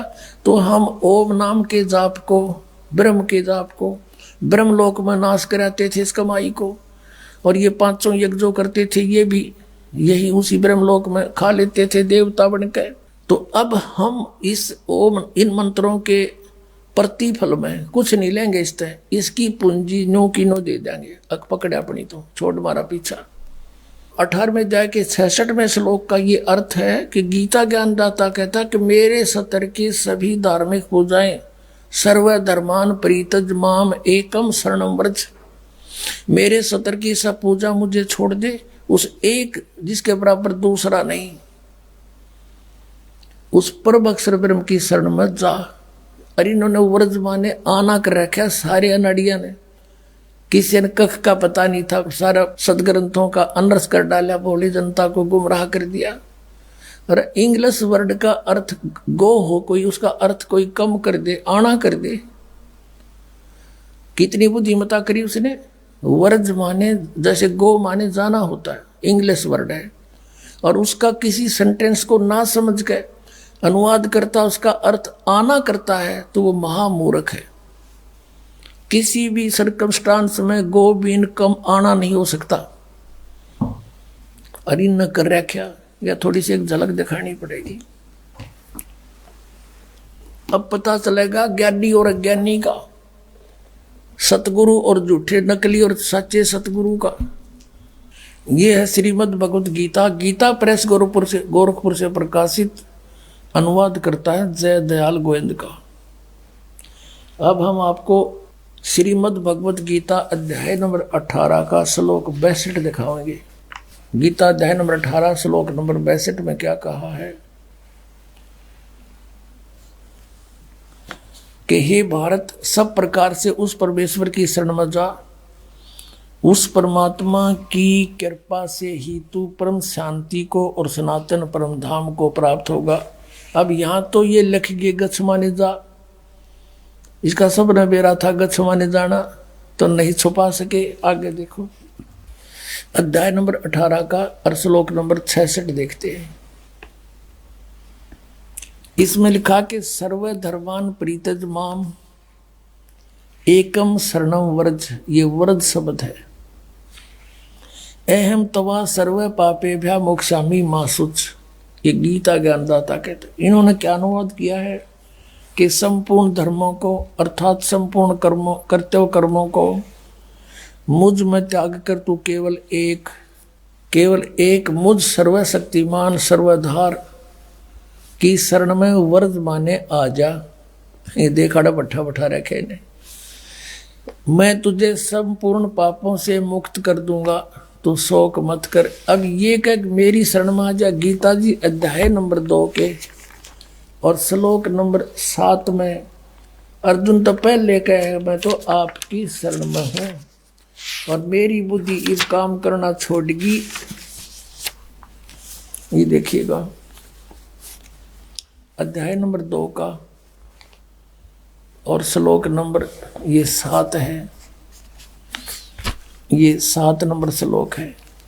इसमें कहा है कि कायरता रूप दोष से अपहत हुआ स्वभाव वाला धर्म के विषय में मोहित चित हुआ मैं आपसे पूछता हूं, जो साधन निश्चित कल्याणकारक हो वह मेरे लिए कहिए, क्योंकि मैं आपका शिष्य हूं, इसलिए आपके शरण हूं, मुझको शिक्षा दीजिए। अब ये कहे कि तू मेरी शरण में आ जा तो नहीं जची बात। अर्जुन तो पहले कहे मैं तो आपकी शरण हूं, आपका शिष्य हूं, मेरी बुद्धि काम नहीं करती, मेरे कल्याण में जो उचित हो वो बता दे। अब यहाँ फिर न्यू कहे कि मेरी शरण में आ जा, यानी जची। और 18 में जाए कि 62 में श्लोक में सपट कहा है कि उसकी शरण में जा। अब कोई ये कहता है इनसे कि वो भगवान श्री कृष्ण किसकी शरण में जाने को कहता है, कहता अपनी शरण में कह रहा है। इन नोटकलबाजी मार रखी थी। अब ये आपने देखा गीता प्रेस गोरखपुर से प्रकाशित पुस्तक जिसमें वर्ज माने आना लिख रखा है, जबकि वर्ज माने जाना होता है। आपको शब्द कोश दिखाता हूं। संस्कृत हिंदी कोश, ये कौन है इसका संग्रह करता, वामन शिवराम आपटे, और ये यहां से छपा है मोतीलाल बनारसी दास पब्लिशर्स प्राइवेट लिमिटेड दिल्ली से। इसमें दिखाते हैं आपको, ये देखिएगा वर्ज, यहां पर है वर्ज। वर्ज माने जाना, चलना, प्रगति करना, विदा होना। अब आपको दिखाते हैं, ये तो सब नकलियों की, एक का कुएं का पानी, एक का कुएं की भांग पी रखी। नहीं देखो, श्री सुधांशु जी आचार्य, श्रीमद् भगवत गीता आचार्य सुधांशु जी महाराज, और ये प्रकाशक हैं विश्व जागृति प्रकाशन, ओंकारेश्वर महादेव मंदिर, जी ब्लॉक मानसरोवर गार्डन दिल्ली। यहाँ से ये इनके प्रकाशक हैं मुद्रक के। ये है 18वें अध्याय का 66वां श्लोक। 18वां अध्याय और 66वां। सर्व धर्मान परित्यज माम एकम शरणं व्रज अहम तवा सर्व पापे भ्यो मोक्षामि मा शुच। संपूर्ण धर्मों का आश्रय छोड़कर तू केवल मेरी शरण में आ जा। ठीक है, ये तो सुधांशु जी। और अब देखो आसाराम जी, ये है श्री आसाराम जी के आश्रम से अनुवादित और प्रकाशित संत श्री आसाराम जी आश्रम अहमदाबाद, ये यहाँ से छपी है। श्री योग वेदांत सेवा समिति संत श्री आसाराम जी आश्रम, संत श्री आसाराम जी बापू आश्रम मार्ग अहमदाबाद। इसके दिखाते हैं, ये है 18वां अध्याय और 66वां श्लोक। एकम शरणं व्रज। संपूर्ण धर्मों को अर्थात संपूर्ण कर्तव्य कर्मों को मुझ में त्याग कर तू केवल एक मुझ सर्वशक्तिमान सर्वाधार परमेश्वर की शरण में आ जा। व्रज माने आ जा। अब दिखाते हैं ये सतपाल अंसा देश वालों की, ये देखिएगा श्रीमद् भगवत गीता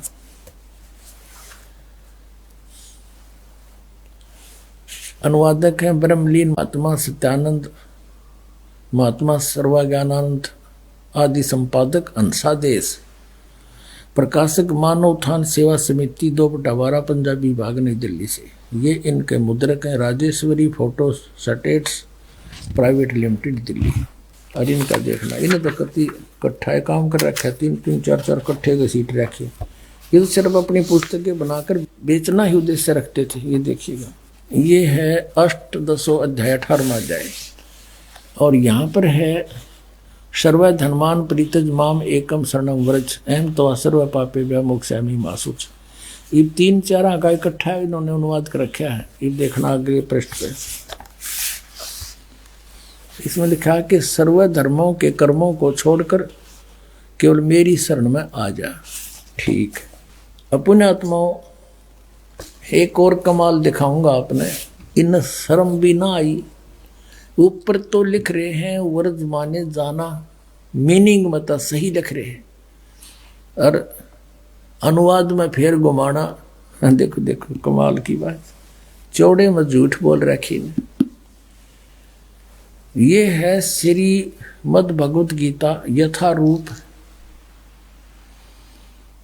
और कहां से छपी है? कृष्ण कृपा मूर्ति श्रीमद् एसी भक्ति वेदांत स्वामी प्रभुपाद संस्थापक आचार्य अंतर्राष्ट्रीय कृष्ण भगवान अमृत संघ। एस्कॉन वाले बोले हैं, एस्कॉन वाले। और इन्होंने लिखा है कि विश्व में सबसे अधिक इस संस्था की पुस्तक बिकती हैं। यह देखना, ये आपको सुना दिया। द्वारा किसके द्वारा अनुवादित है? कृष्ण कृपा श्री मूर्ति श्रीमद् एसी भक्ति वेदांत स्वामी प्रभुपाद संस्थापक आचार्य अंतर्राष्ट्रीय कृष्ण भगवान अमृत संघ। और यहाँ से ये और छपी है, ये भक्ति वेदांत बुक ट्रस्ट। ये बड़े दूसरे देशों में भी, Los Angeles, London, Stockholm, Sydney, Hong Kong, Mumbai. अब हम अपने मतलब का काम देखेंगे। ये है 18वां अध्याय। 18वां अध्याय और श्लोक नंबर 66 ये यहाँ से शुरू होता है।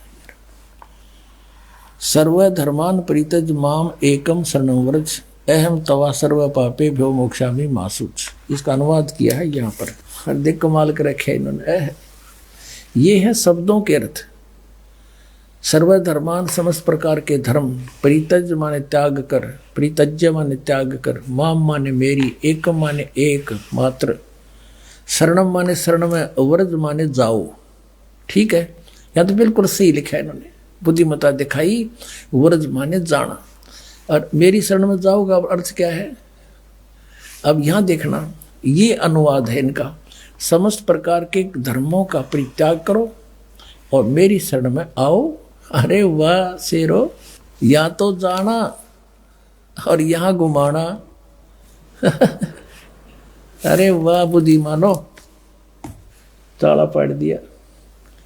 अब देखो नक्की से डले डवा रखे जनता को, हे भगवान, या इसी मोटी पुस्तक बना रखे गीता जी, एवढे गीता या अरे 1 घंटे का प्रवचन, इसके सारा निर्णय हो जाता। दास आपके समक्ष कर रूबरू। इन अड़ंगे को छुपाने के लिए अपने ज्ञान को किसी मोटी पुस्तक या बना रखी साधक संजीवनी। और इस 18वें अध्याय के 66वें श्लोक को एक सीधा अर्थ जाना, इसका ना समझ माने से इसको उल्ट सुल्ट अड़गम सड़गम कर इसके को 12 प्रश्न पर रखे अपने अज्ञान को और ज्ञान बनाने के लिए। बता गोबर का हलवा बन सके कभी? इन तो अड़ंगा कर दिया। ऐसे बढ़िया सदग्रंथ का इन्होंने अड़ंगा कर डाला, अनरच करके देखिएगा। ये है साधक संजीवनी। ये किसके द्वारा है? श्री राम सुखदास। श्री राम सुखदास है इसके अनुवाद करता, जो बड़े महापुरुष माने जाते हैं। और देखना स्वामी राम सुखदास से इसके अनुवादक हैं। और कहाँ से छपी है? गीता प्रेस गोरखपुर, ये यहाँ से छपी है। अब इसके आते हैं उसी स्थान पर, ये देखिएगा। हे भगवान, कबीर ये माया अटपटीक सब गट आनड़ी, किस किस न समझाऊं या कुआ भांग पड़ी। 18वें अध्याय का 66वां श्लोक यहाँ से है। क्या लिखा है? सर्वधर्मान परित्यज माम एकम शरणं व्रज अहम तवा सर्व पाप्यो भो मोक्षामि मा शुच। यहाँ देखिएगा, संपूर्ण धर्मों का आश्रय छोड़कर तू केवल मेरी शरण में व्रज माने आ जा। वाह जी वाह। अब देखो, ये है 1200 पृष्ठ से शुरू किया इन्होंने। इस व्रज माने जाने को आना अड़ंगा करने के लिए यहाँ से शुरू करी थी बकवाद इसने। देखकर कितने छोटे छोटे अक्षर हैं, अखबार के से समाचार पत्र जैसे, और कितनी बढ़िया पुस्तक देखिए। मेरी एक गिट भी छोटी रह जाए, ये देखो। और फिर भी 2 इंच बच गई। और चौड़ाई देखो, ये देखो, तेरा गजब, वो तेरा भला, ये भगवान यहाँ आकर टके हैं। देख 1200 से शुरू किया इन्होंने अड़ंगा अड़ा करना। बता। और फिर यहाँ आके ये 1217 पर 17 पृष्ठ, उत्तरा गजब 1217 पे यहाँ तक ये चल रहा है। 18वें अध्याय का 66वां श्लोक।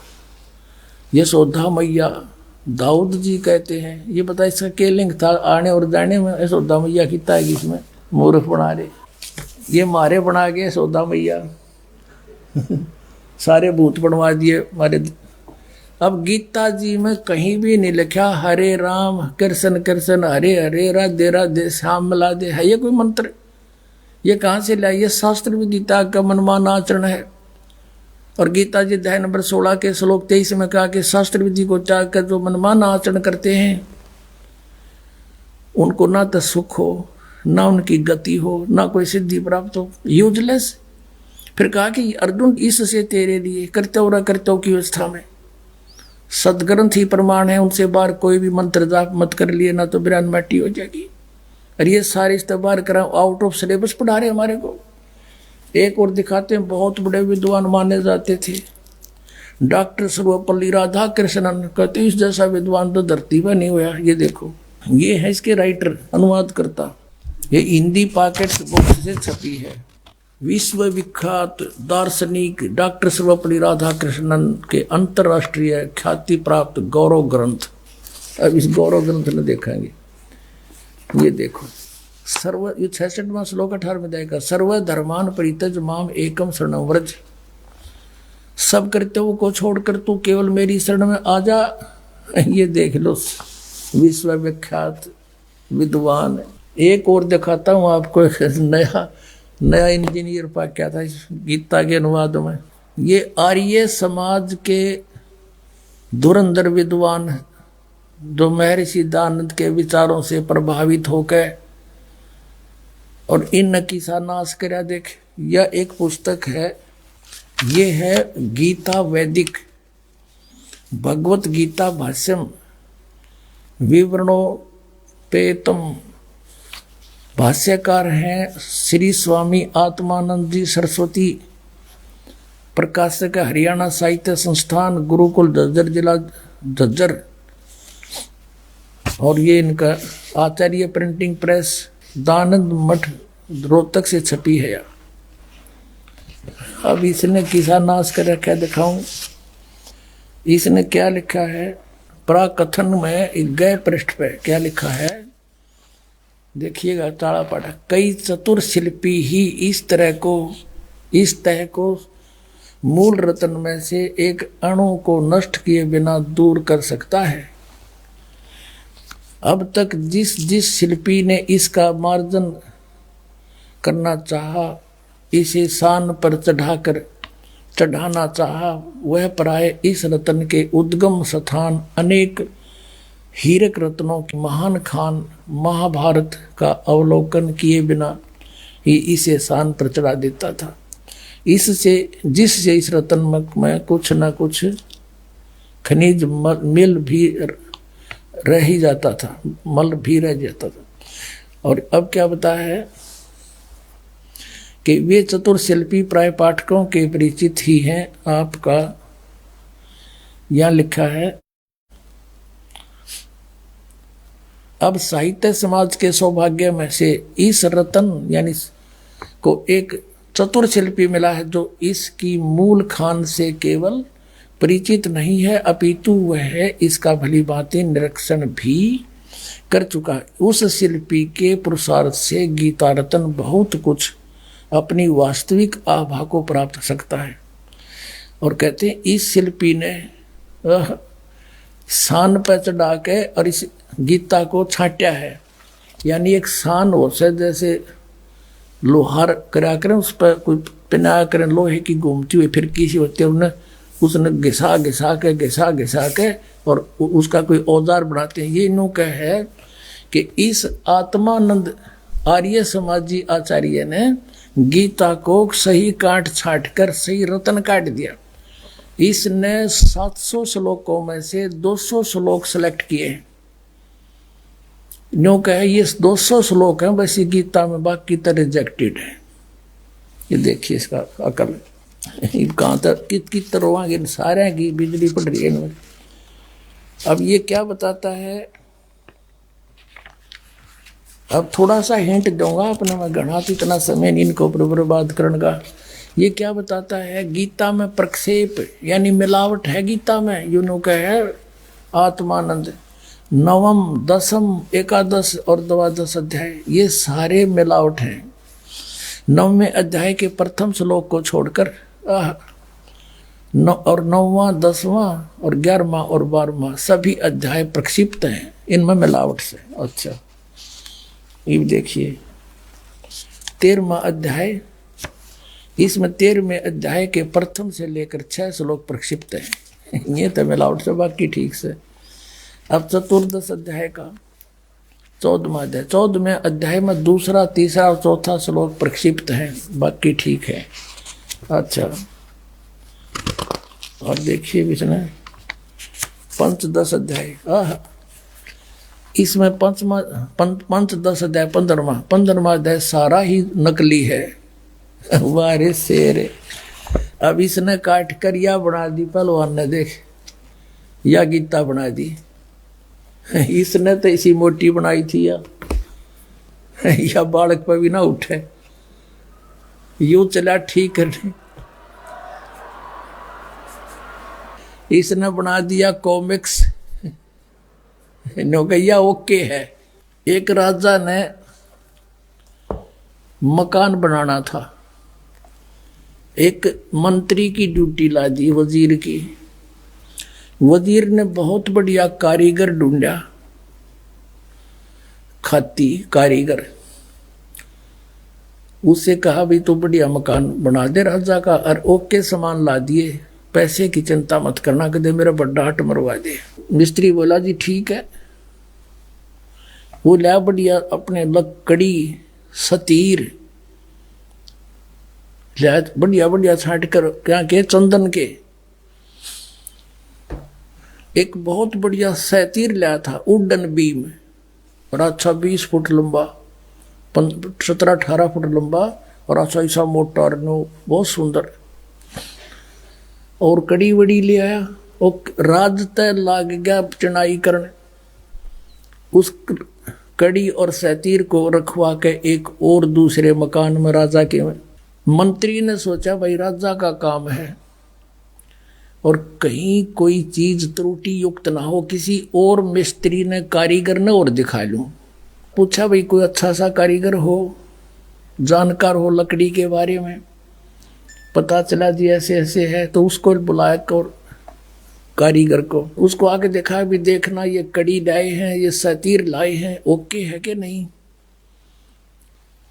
अब उसने सोची जैत ने ओके कह दी तो उस कारीगर की महिमा बन जाएगी। ने बोला जी इस सतीर में तो बहुत नुक्स है, ये तो देख गुणिये में को नहीं, न्यू और न्यू है। अब वजीर ने सोची भाई बात बिगड़ गया तो फिर राजा डांट मारेगा। ने बोला जी इसने गुणिये में कर दे। वो रंदा ले रहा था साथ में, दे गदाए गद, दे गदाए गद, एक एक इंच तार दिया चारों तरफ से। ने बोला जी देख वो चमक गया। और वजीर ने सोचा भाई जमात तो बहुत बढ़िया बन गया भी था। उसने सोची एक और ने दिखा लो कदे फिर भी चूक रहेगी वो, एक और ढूंढ लिया बढ़िया सा। उसने पूछा भाई यो सतीर ठीक है? बोला ना जी तो कति खराब है, बांगा टेढ़ा है। बोला वह कर ठीक है। अब 2-2 इंच वो उतार गया, दे गदा दे गदा। उसने सोचा भाई एक और दिखा लो, तो लग गया था। वो तीसरा बुलाया, उसने पूछा बोला जिसमें तो बहुत नुक्स है। बोला वह कर ठीक है। वो भी फंड गया, 2-2 इंच वो उतार गया। कहने का भाव ये है वह कड़ी बना के धरती सतीर की, उस उड्डन बीम की कड़ी बनेगी चारों तरफ से छोल छोल के। अब उस राज ने जो लाया था खरीदवा के सारे सामान अपने हिसाब से, उसने जब छत लेवल पे पहुंच गई दीवार, तब मजदूरों से कहा भाई वो सतीर लाओ पहले उठा के। वो गए सतीर ने, बोला 8-7 जने जाओ। वो 10-12 भेजे मजदूर, वह गए। बोला मंत्री जी सतीर बता। बोला यो खड़ी उधर है भाई। उन्हें एक जना जा उठाए। अब वो कारीगर ने कहा सतीर नहीं लाए तो खाली आने लग रहे। बोला यो ले रहे। अब वो उसका जच्चा क्यों कर सतीर इतना होया करे। वो फिर वहां गया जहां पर रखा हुआ था, वहां देखा वो पड़ा बुरा दानेरा, वो छोड़ रहा क्या। फिर मंत्री जी से बात करी, कहने लगे जी उस सतीर का यू किसने के कर दिया। ने बोला रे वाह भाई वाह, तू अच्छा आदमी, मन मरवा हो क्या, ये सारा बिगाड़ रखा था, ओके ओके करवा दिया। तो इस वैदिक की ताले 10 सतीर की कड़ी बना दी, ओके कर दिया यो। निरंजन धन तेरा दरबार, निरंजन धन तेरा, जहाँ पर तनिक ना न्याय विचार, जहाँ पर तनिक। निरंजन धन तेरा दरबार, निरंजन, जहाँ पर तनिक ना न्याय विचार। वैसा ओढ़े मुल मुल खासा, गल मोतियों के आर। वैसा ओढ़े मुल मुल खासा, गल मोतियों के आर। पतिव्रता को मिले न खादी, सूखा नरस आहार। निरंजन धन तेरा दरबार, निरंजन, जहाँ पर तनिक ना न्याय विचार, जहाँ पर तनिक ना न्याय विचार। भाई पाखंडी की पूजा जग में, संत को कहें लबाड़े। पाखंडी की पूजा जग में, संत को कहें लबाड़े। अज्ञानी को परम विवेकी, ज्ञानी को मूढ़ गंवार। निरंजन धन तेरा दरबार। निरंजन धन तेरा दरबार निरंजन, जहां पर तनिक न न्याय विचार। कह कबीर सुनो भाई साधो, या सब उल्टा व्यवहार। कह कबीर सुनो भाई साधो, या सब उल्टा व्यवहार। सच्चों को तो ये झूठा बताओ, इन झूठों का एतबार निरंजन, धन तेरा दरबार निरंजन, धन तेरा दरबार, जहां पर तनिक न न्याय विचार। परमात्मा कहा करते, देखो रहे कबीर साहब कहा करते, मुझे तो ये अनपढ़ और अशिक्षित और मूर्ख बताते हैं, और इन अज्ञानियों को ये महर्षि कह जिन अनरथ कर रखे, सदग्रंथों को ना समझ के इनका नाश कर दिया। पुण्यात्मा, सौभाग्य आपका, इस प्राइम टाइम में आपका जन्म और ये सतनाम और सारनाम आपको मिला। धन आपके माता पिता जिनसे जन्म हुआ। बोलो सतगुरुदेव।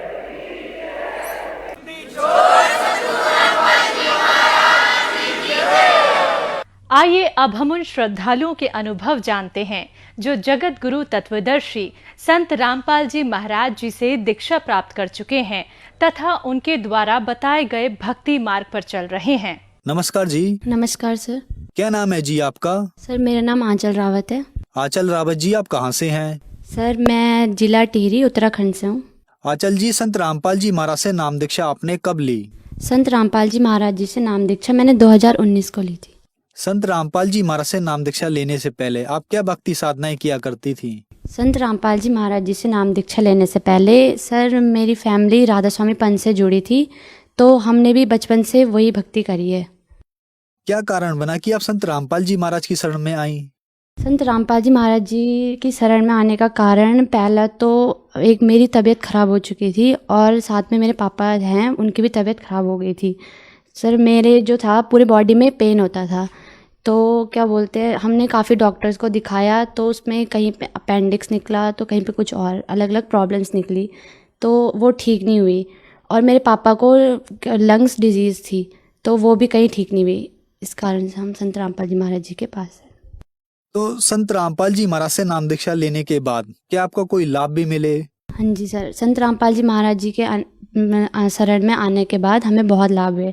मेरी जो बीमारी थी, पहले तो हमें मोक्ष का साधन मिला, जन्म मरण से जो छुटकारा वो हमें मिल चुका था। मेरे साथ ऐसी प्रॉब्लम होती थी कि मैं स्कूल जाते टाइम ही सुबह मेरे पेन स्टार्ट हो जाता था, जैसे स्कूल का टाइमिंग होता था, और 12-1 बजे के करीबन वो मेरा जो दर्द होता था वो ठीक हो जाता था, मतलब मैं बेहोश जैसी हो जाती थी। और स्कूल का टाइमिंग जैसे ही ख़त्म होता था वो सही हो जाता था पेन, मतलब वो सिर्फ स्कूल के टाइमिंग पे मेरा जो दर्द था वो पूरा रहता था। दूसरा, मेरे पापा जी की जो तबीयत थी वो थी, उनको खून की उल्टियाँ होती थी, तो वो जो डॉक्टर में दिखाया, तो डॉक्टर ने उन्हें ये बताया कि वो फ़ॉरेन में कहीं ऑपरेशन करवाएंगे तो ही ठीक होंगे, यहाँ उसका कोई ऑपरेशन का कोई इलाज नहीं था उसका। उनके लंग्स में कुछ प्रॉब्लम थी, वो उनके लंग्स में जो थे छेद थे हो रखे, तो उस वजह से उनको खून की उल्टियाँ होती थी। तो इस वजह से डॉक्टर ने उन्हें फ़ॉरेन रेफर मतलब बोला कि वहाँ जाके ही वो ऑपरेशन होगा, यहाँ उसका ऑपरेशन नहीं है। डॉक्टर ने ये बोला था कि एक लंग जो है पापा का वो पूरा ख़राब हो चुका है, वो काटना पड़ेगा। तो फिर मतलब उन्होंने फ़ौरन का बताया कि वहाँ जाके इसका ऑपरेशन हो सकता है। अगर ये ऑपरेशन होगा, मतलब उसमें कोई चांसेस नहीं थी कि उनका बचना, कोई चांसेस नहीं था। अगर ये ऑपरेशन मतलब सक्सेसफुल हो ना हो, इसकी कोई गारंटी नहीं थी। संत रामपाल जी महाराज जी की शरण में आने से ही पहले तो मैं ठीक हुई, और दूसरे मेरे पापा हैं, उनकी तबीयत भी एकदम ठीक हो गई। और तो अभी हमें पहले ये 3 लाभ मिल गए। मुझे मेरी आयु जो परमात्मा ने, संत रामपाल जी महाराज ने बढ़ा दी, मेरे पापा की आयु संत रामपाल जी महाराज जी ने बढ़ा दी। बाकी दिन प्रतिदिन हमें लाभ मिलते ही रहते हैं, तो बहुत बड़े चमत्कार, छोटे छोटे बड़े बड़े चमत्कार होते रहते हैं हमारे साथ संत रामपाल जी महाराज जी की दया से।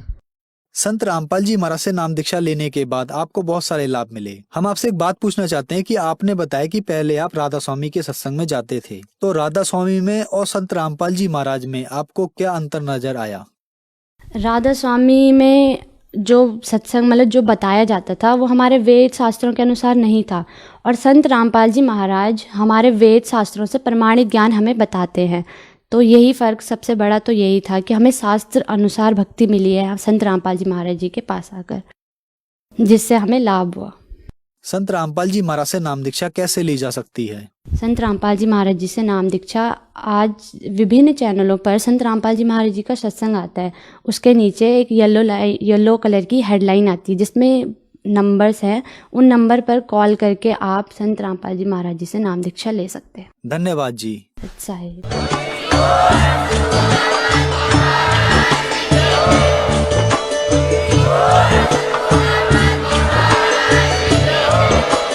सुन रहे थे जगत गुरु तत्वदर्शी संत रामपाल जी महाराज जी के मंगल प्रवचन। अधिक जानकारी के लिए विजिट कीजिए हमारी वेबसाइट www.jagatgururampalji.org। संत रामपाल जी महाराज जी के शुभ आशीर्वाद से पूरे विश्व भर में 500 से भी ज्यादा नाम दीक्षा केंद्र हैं, जिन पर संत रामपाल जी महाराज जी द्वारा ऑनलाइन निशुल्क नाम दीक्षा दी जा रही है। अपने नजदीकी नाम दीक्षा केंद्र का पता करने के लिए संपर्क करें 8222880541।